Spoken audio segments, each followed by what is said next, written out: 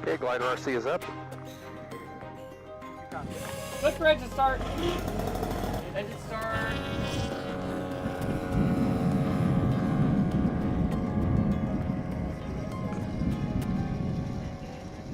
I'm an airplane geek. I grew up reading about NACA and NASA and Edwards Air Force Base and Rogers Dry Lake.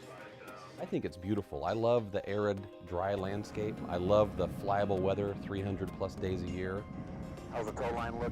Come on back, Derek. I'm having a hard time seeing it. I have no degree. I learned my craft from on-the-job training and self-education. My name is Red Jensen, and I'm the chief pilot at the Armstrong Flight Research Center for Small UAS. I work in the model lab day-to-day using subscale aircraft, and we use those for a variety of reasons to test things like new technology, which could be hardware or software, or even a completely new vehicle. Coming through, guys. Where the phone block? This morning is something you don't get to see too often. This is the first flight of a brand new airplane. So that also means it's a lot more dangerous than it normally would be. Especially for the first several flights. Be on your feet, not sitting down.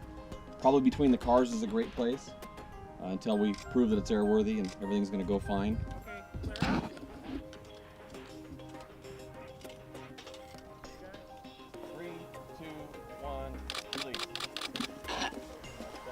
Better. Oh. Ooh. That's a little weird.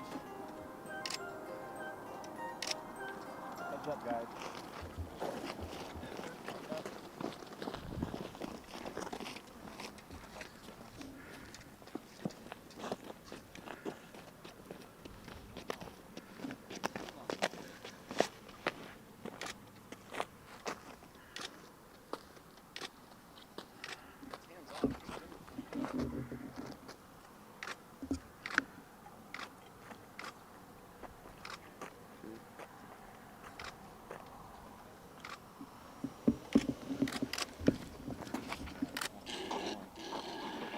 Essentially what my job entails is making sure that the fleet of subscale aircraft we have here at Armstrong are capable of flight, are safe, and are ready to support the center for the various needs. We're not supposed to break above 30 knots for some structural issues. Right. So the trick is to touch down, roll the throttle. Each one of the aircraft supports a variety of different programs. Any one program at any time could have a certain set of milestones they need to hit, and we need to make sure that can happen. So we support the build-up, the integration, and the execution of the actual flights. I'm part fabricator, I'm part engineer, I'm part integrator, and I'm flight crew. So I have to manage all those elements sort of all in one. Almost use that, huh?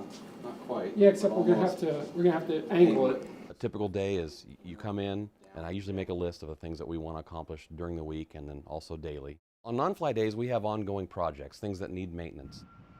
Basically case 5, yeah. Case 5, yeah. All right, so is that our max design intent?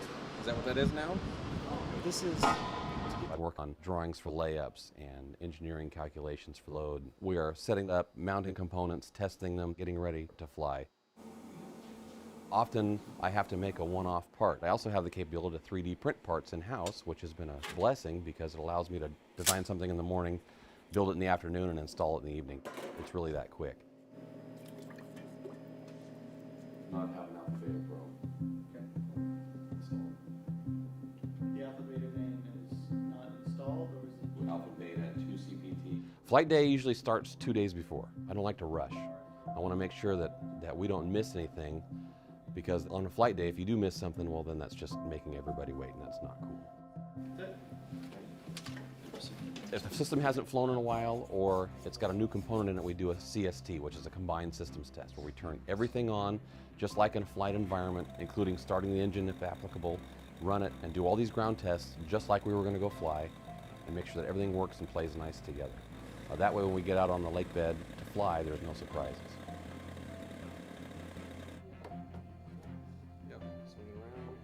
So that's done, let's say on a Monday. We finish our CST.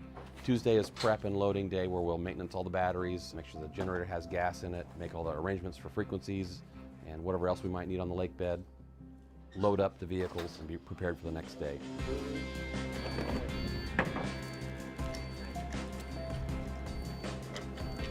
The third day flight day usually starts at 6 a.m. in the model lab. I like to get there again a little bit early, go over my checklist, make sure I have everything loaded, everything's prepped and ready to go. I typically like to be airborne by 9 for weather reasons, and that gives us the best chance to fly as much as we need throughout the day. It's airborne. A little bit of right aileron trim, a little up elevator trim. Here comes a flap check. 1 notch, no pitch change, 2 notches. Very nice, no pitch change, flaps off. Okay, here comes first stalls clean. 28. Keep them coming, crew. Approach flaps. Alright, I'm gonna start setting up for an approach. Alright. And we're down.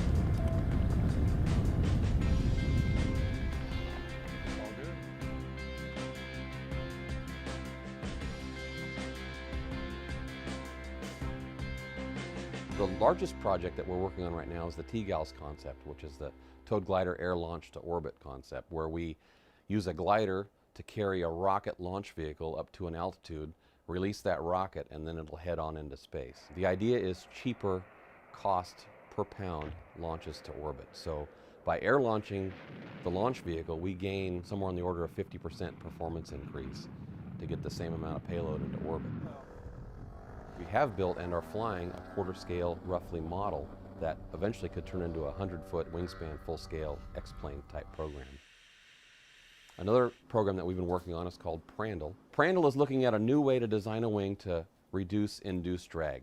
And induced drag is the byproduct of creating lift. So when you create lift, you create drag. This particular wing uses twist to reduce that drag at the wingtips and manipulate that for control.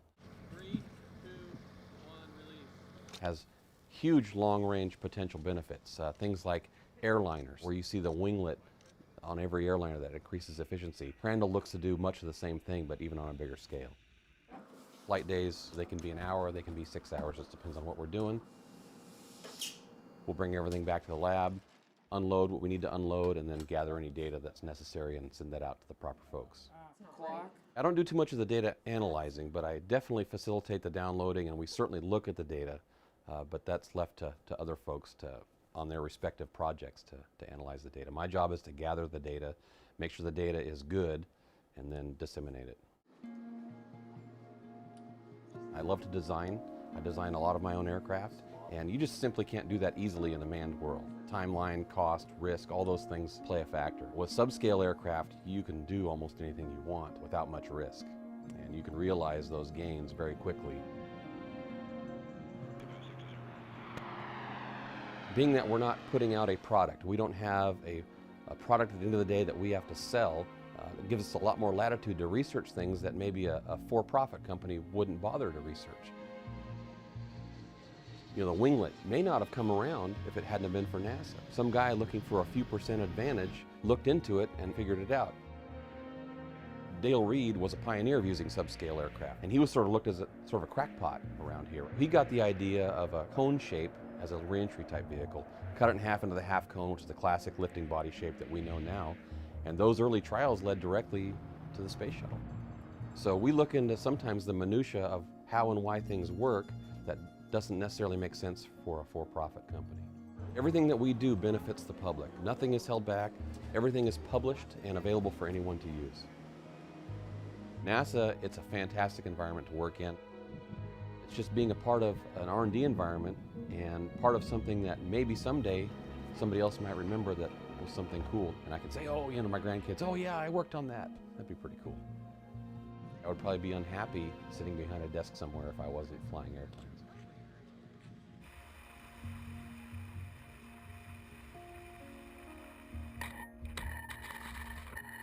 I really enjoy working here a lot.